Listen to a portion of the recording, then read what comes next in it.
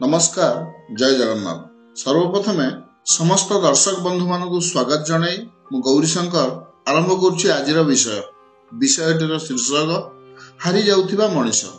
तेबे केउ मनुष्य हारी जाउछि ओ काहीकि हारी जाउछि से विषय जानिया पई भिडियोटी को शेष पर्यंत देखंतु।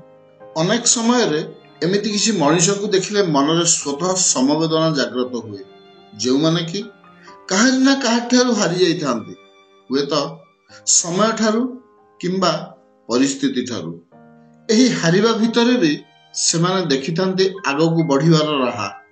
आखिरे आखिए स्वप्न रखी ताकू सफल करबा निमित्त जारी रखिथांती उद्यम। प्रचुर परिश्रम करी बंचुथिबा एही मनुष्य को देखिले सेमाने जे हारी जाइथांती से कथा काहीकि केजाने विश्वास करि हुए नाही। मनुष्य परिस्थितिर दास। परिस्थिति ही ताकू केउठारु नै केउठी पहुंचै दै थाए से कथा से निजे मध्य जानि पारे नै। एही परिस्थिति ता पई जेतेबेले अनुकूल पलटि जाए से ताकू कहे भलो समय, आ परिस्थिति बिगिड़ी गले से ताकू खराब समय बोली कहे। भलो समय सेटा जोठी से जीति जाए, आ खराब समय ताहा जेउठी से हारी जाए। एमिति भी हुए जीतिबार समस्त सामर्थ्य थाई सुधा मनुष्य काहारि ना काहारि पाखरे हारी थाए।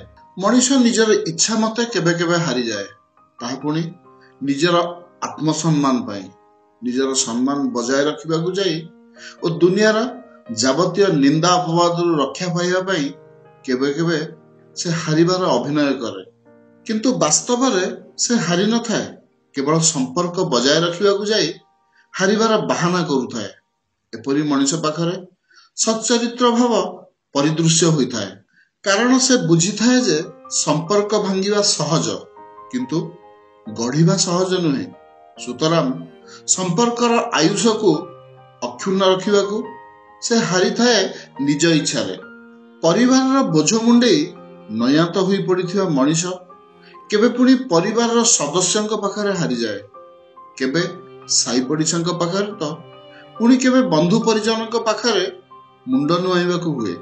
अव्यक्त वेदना को व्यक्त करि न पारी से चुप रहे, हेले ए दुनिया तार चुप रहिबाकू बुझी पारे नाही।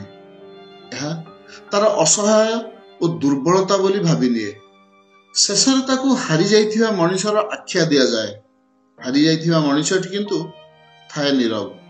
तार नीरवतार भाषा सभ्य समाज छाती रे बाडई ही पुणी फेरी आसे, कारण से बुझी थाए जे हारी जीवा पर मध्य निजको हराई न देई पुणी एक जीतिबार संभावना नहीं बंचिबार चिंताधारा को ही जीवन कहा जाए। लक्ष्य और उद्देश्य गोटे सरल रेखार रहिले भाग्यफल निश्चय संतोषजनक हेबो। हारी जाइथिबा मनुष्य को ता हारिबार कारण संपर्क रे पचारले से नम्रतार सहित उत्तर देई थाए, मु एथिपई हारुची जे मते जीतिबा अपेक्षा संपर्क बजाय रखिबारे अधिक रुचि रही। दुनिया आखिरे हारी गले मध्य अन्य हृदय को जीतिबारे ही मिलुछि प्रचुर आत्मतृप्ति। खुशी रे बंचिया पाई हेले आम भितरे जेउ केतोटी जिनिस रहिबा निहाती आवश्यक सेगुड़िक होला सहिबा, शुणिबा, बुझिबा ओ मन को शांत रखिबा। एही गुण गुड़ी को मन रे स्थान देले जीवन रे आसे खुशी। एई खुशी टिकक पाइबा पाई मनुष्य को किछि घटना और किसी व्यक्ति विशेषक सहित बुझामणा करने को पड़ी थाए। एही अघोषित बुझामणा करिवार मानसिकता कारणरू ही शेषरे ताकू हारी जीवाकू होई थाए। हारी जाइथिबा मनुष्यटी जेते निंदा अपवाद रे पोती होई गले मध्य धैर्य हरई न थाए। सबुतक साहस को साउंटी पुणी आगकू जाए दृढ़ लक्ष्य नहीं। समय पाखरे हारी जाइथिले मध्य से विवेक पाखरे केबे भी हारी न थाए। सुतराम एही पराजय को से निज विजय भाव में गणना करी आगकू बढ़े।